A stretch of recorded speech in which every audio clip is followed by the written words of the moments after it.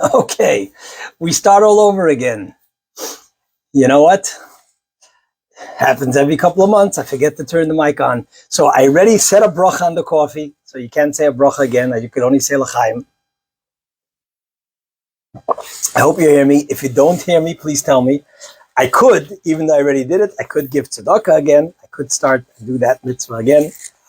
And I guess it was meant to be that my first 10 or 15 minutes should not be heard, so I got to do it all over again. Okay, it is what it is. Azoy geitis. It was meant to be. Okay, so let's start again. So, I asked the question in the title of the class, alone but just, together but wrong. Now, Sunday, we don't rush, but still there are limitations. This is not an extensive class on the subject. Maybe one time we will do an extensive class. But, it is totally normal that there's a lot of fear, feeling unsettled by what's going on in Israel, Jewish world, the rise of anti-Semitism, videos posted that we see, whether these are just very few incidents and it does not reflect the majority. I do not know. I have not done surveys. Does it seem that in some areas a red line has been crossed and even been accepted by many in terms of the language and the type of rhetoric we hear against Israel, against Jews in general? It appears so. But I want to have this discussion in the context of the parsha that we just read. Kedoshim tiyu ki gadosh ani. You shall be holy because I am holy. I want to give two, I think, distinct insights. I don't think they're connected. Every part of the Torah has multiple insights, but here one in response to the question that we have just posed, and that is, are you alone? So I think when we ask anybody the question, are you alone? Would you rather be alone but right, or just? Not right as, right because I'm always right, but just doing the right thing, the just thing, versus being accepted and having the support of others, but it is wrong. Most people will say, I'd rather be alone because we have a certain moral compass within ourselves. We have a certain goodness that we want to do the right thing. But I want to explain it and take it a little bit a step further. As, again, there's the discussion this past week. The United States said they're holding back certain weaponry, and many feel that Israel is totally standing alone.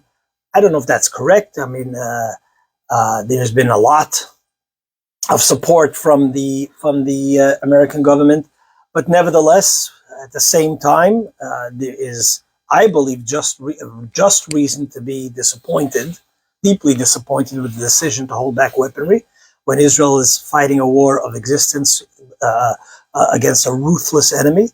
But I want to approach this from, again, the context of the parsha, within the context of the parsha. Kedoshim tihi, you should be holy. Ki kadosh ani, because I'm holy. So this is, to give you an analogy, you're sitting in a I don't know, public park, and you're eating, and people don't want to join you. They don't want to join you they don't want to join. They don't want to sit with you, or so on. It's an uncomfortable feeling. You don't want to be shunned, but then you pay a little more attention, or you know that the reason they don't want to join you is because you're not eating the fast food and some of the garbage food that they're eating. You're eating very healthy. You're sticking to your diet, and you don't want to. And you're sitting there with your celery and with your quinoa, whatever, the broccoli, whatever are the health foods, and that's why they're not joining you. You're gonna not feel embarrassment that you're not. You're gonna feel a sense of sort of pride. I'm able to control myself. I'm doing what's best. I'm doing what's right in terms of my health and so on. On a spiritual, social level, the Torah is telling you, Kedoshim tiyu. Kedoshim means holy, but it means actually to be separated. That's the more literal explanation of kadoshim. Holiness is usually something separated from the mundane. And so the Torah over here is telling us, kadoshim tiyu, you should be holy. You know why? Ki kadosh ani, because I, God, am holy, says God to us. Meaning, the reason why often we stand alone, as we find in the prophecy of Bilam, Am levadad yishkon, a nation that dwells alone, is because ki kadosh ani, because we live a life. We live a life, we live a moral life, a holy life, an ethical life, a just life based on the Kadosh Ani, because I, God, am holy, and this is the way I tell you to live. So when we are shunned because of that by most, not all, there are many very strong supporters and lovers during this challenging period of our history that we're going through right now. But for ourselves, Kedoshim tiyu, you should not look at the fact that you're alienated and alone in an embarrassing or in a even fearful way. We should heed the words that the Torah says, Al tira, Yisrael, do not be afraid. Ki itcha ani, I'm with you. And why? Because ki kadoshim tiyu, because we live a life of holiness. We live a life of meaning according to the guidance of Hashem. And the most important, not aloneness, but the most important union and connection that we need to search for, and approval that we need to search for, is Ki Kadosh Ani, because I, God, am holy. So that's what the Parsha is telling us, that with pride we declare, we recognize the call of Hashem, Kedoshim Tiyu. And as long as we're living and striving to live that life, we have to uphold the Gaon Yaakov, our inner pride, both for ourselves and for our kindalach and for our children. And it is through that we will actually bring forth the blessing and protection from the Almighty. I don't know if you've seen that a story that was going around this Friday, Erev Shabbat, right before Shabbat, there were many children that were playing at a park in Be'er Sheva, as the parents are, I guess, cleaning the homes or cooking for Shabbat. And this lady writes, all of a sudden there was like this unusual windstorm that started to blow. Sometimes you have, I guess, maybe some thunderstorm is about to come by, and you have this terrible storm or wind, and it was this wind sandstorm. And all the kids left the park that they were playing. They have pictures. And at that moment, as the kids left, I don't know if it's that moment or a minute or two later, there was rockets that came from Hamas that were shot to Be'er Sheva. At that moment, where there was many kids that were playing. And shortly after that, the wind died down. So, Kadoshim Tiyu, remain holy, remain proud, remain connected. Ki Kadosh Ani, where do we get that strength? Ki Kadosh Ani is not only a reason why you should be holy, but it's also how we maintain that holiness. Where do we get the strength for maintaining that holiness? Ki Kadosh Ani, we get it from the Almighty, and that's all we need. Tonight, God has many good messengers and good people that are there from us, but it all comes from HaKadosh Baruch Hu. No different than when Mordechai, during the story of Purim, when he hears the decree of Haman, the first thing he does is gather all the Jews together so that they should pray. And only after that does he tell Esther, go ahead and beseech the king Achashverosh. Because only after we know and understand that it all comes from Hashem, then we go ahead and we do the natural means that needs to be done. So that's one message of the Parsha Kedoshim Tiyu. However, I also want to share another story with a message not really related to this first discussion. And that is the following, with a story. I read this story that was shared by a fellow Chabad rabbi. I don't know this family, I don't know their names, but it's an interesting story and a nice, important message. The fellow shares the story of a family, parents, again, don't know their names. They had a problem. They had a problem with one of their children, with a child, who was terribly addicted to sugar. We're all addicted to sugar. Sugar is probably the most um, addictive substance, right? Everything, I don't know if everything, but many things that we eat, or most things that we eat, is sugar in one form or another.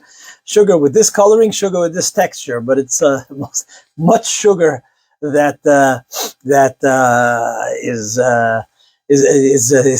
is definitely affecting our health, our children's gesund and health. So these parents had a child that beyond the norm was terribly addicted to sugar, just couldn't control himself, and was causing issues. It was causing mood changes in the child. It was causing teeth problems in the child. And whatever they did didn't work. If they would hide the sugar, the child would find it. If they tried not to bring it to the home, the child would go to a friend's home and ask. And the other parents, you could only monitor so much, and they were at wit's end. The dentist tried talking to the child, said, as we say in Yiddish, said, "Gar nicht geholfen." Nothing helped. Finally, someone recommended to the parents, in this school, there's a teacher that's been a teacher for many, many years. There's lots of years of experience. He has a way with children. Maybe he should talk to your child. Maybe he could get through to your child. So, okay, fine. Why not? Again, as we say in Yiddish, sekene chat, can't hurt. So they call up the teacher, and they tell the teacher the problem, and ask the teacher whether he could talk to their child. The teacher listens, and he says, "Yes, I'm not going to refuse parents who are concerned, and if I can help, I'll be glad to help. However, I could only see your child in a month. I need 30 days." Okay, look, maybe he's very busy, maybe this, but if that's what he said, that's what he says. They give him 30 days. Okay, fine, 30 days. They make an appointment. In 30 days, they meet the teacher, and teacher talks to the child. He has, and Baruch Hashem, thank the Almighty, the teacher was effective. The child is a different child. From that day on, no more problems. The child is fine, is good. So, of course, at some point, the parents were really puzzled. They said to the teacher, "You're obviously a kind man. You're a caring man. You were effective. You got through to our child what psychologists and professionals couldn't penetrate, couldn't break through. But you were able to do so. And you obviously were sensitive to our concern. Why did you have to wait 30 days? Why didn't you see our child right away and prevent all this extra sort of pain for these 30 days? Our child's situation, is his being unhealthy, our concern." So the teacher said to this, "I want to tell you the truth." He says, "When you guys called me, head on mice, as we say in Yiddish, listen to this. He says, when you guys called me, while I was on the phone with you, I was smoking a cigarette, which I've struggled with my entire life. And I said to myself, how can I talk to this child about not eating something unhealthy when I'm smoking a cigarette and I can't kick the habit? So I said to you, in 30 days, if I can prove that for the next 30 days, I can kick the habit of smoking, only then do I feel that I could have a genuine and real effective impact on this child. Otherwise, it's gedreita kop, it's gehakta chainik. Otherwise, it's bubba mices. For those who speak Yiddish, you probably understand those expressions. Otherwise, I'm not genuine, and it won't come across in a real way, and I won't be effective on the child. After 30 days, I was successful in kicking the habit and but stopping to smoke. And that's when I was able to use all the other tools of education, plus my own experience and my sincerity, and I was able to get through to the child.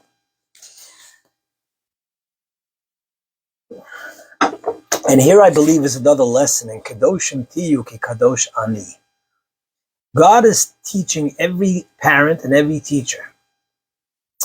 You should be holy is talking to every one of us and us collectively. You know how you can be effective in being holy, truly holy, is ki kadosh ani, because I'm holy. And the same thing you have to tell yourselves. You know how you could be effective on your children, on your students, on society around you, to be holier, to be better, to be more just, to be more kind, is kadoshim to you when you are a genuine role model in the areas that you have to improve. Then kadoshim tihiyu ki kadosh ani, you will bring holiness to yourselves, to your family, to the world around you. You know, kadoshim tihiyu, Rashi tells us that kadoshim means to be holy, and as I said before, means to be separated.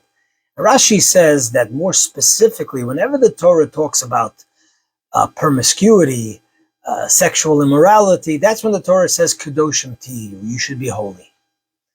And I was thinking about this, that why is it specifically in this, with this particular sort of addiction or sin of promiscuity that the Torah tells us be holy? Because I think that this represents a broader, it's not just about promiscuity or sexual immorality, it's also, that represents the society. It's interesting that most of the times you could tell about the decline of a society in how it, on its level of modesty, on its level of loyalty from husband to wife. When there's the term the Torah uses, ki v'haya machanecha kadosh, your camp should be holy, is when there is proper modesty, and the opposite of promiscuity. When there's the discipline of being of not giving in to your temptations. That is what holiness means, but in the broader sense, it's about being disciplined and doing the right thing rather than just giving in to your desires, temptations, and just satisfying and gratifying yourself.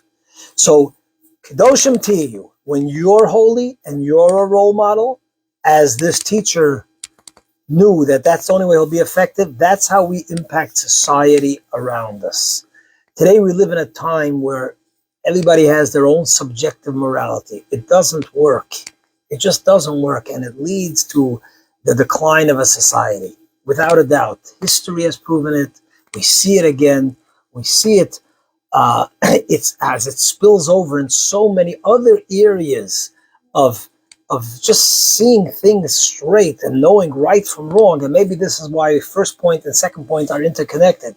May Hashem help us that when the Torah commands us kadoshim tihiyu, it's not just a command, it's also a way of giving us strength to be able to overcome our own inner struggles, and in turn be a role model to those around us, to our kindalach, and raise a beautiful, holy society, a beautiful, meaningful society, a moral society, a just society, a kind society. May Hashem give us all the blessings to be able to achieve that within ourselves and our families and society at large. Have a wonderful, fantastic week.